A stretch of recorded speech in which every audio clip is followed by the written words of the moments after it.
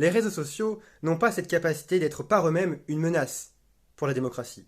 Mais c'est bien sûr l'utilisation que l'on en fait qui peut constituer un vrai danger, qui peut faire régner la tyrannie d'extrémistes, de colporteurs de fausses rumeurs, et à terme, inciter à la haine.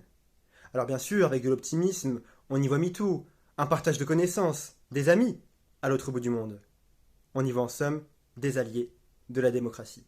La question du rapport des réseaux sociaux à la démocratie m'évoque une certaine ambivalence, car intuitivement, les réseaux sociaux peuvent représenter un certain progrès pour la démocratie.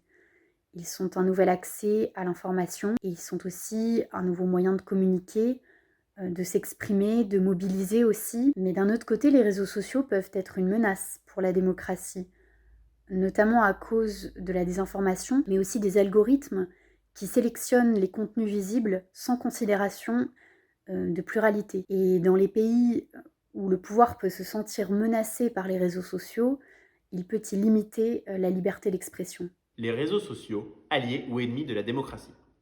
Il me semble nécessaire d'apporter une réponse nuancée à un tel sujet. En effet, ces réseaux peuvent parfois menacer la démocratie.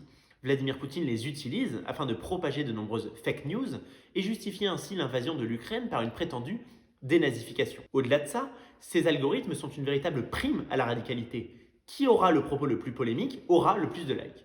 Il me semble que cela est contraire à l'esprit de compromis que promeut la démocratie. En revanche, ces réseaux sociaux peuvent parfois cristalliser l'opinion. En Iran, après le décès de Masha Amini, ce sont ces réseaux qui ont permis aux manifestants de se rassembler.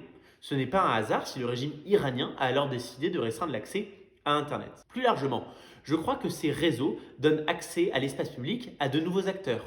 De nombreux citoyens considèrent Instagram, Twitter ou encore Facebook comme la nouvelle agora sur laquelle ils peuvent s'exprimer. C'est pourquoi je crois que ces réseaux sociaux peuvent promouvoir la démocratie à condition d'être bien régulés. Nul doute que cela sera évoqué lors de la prochaine journée du livre politique. Alors la thématique réseaux sociaux, alliés ou ennemis de la démocratie, je trouve que c'est une thématique très intéressante et surtout très importante dans le monde dans lequel on vit.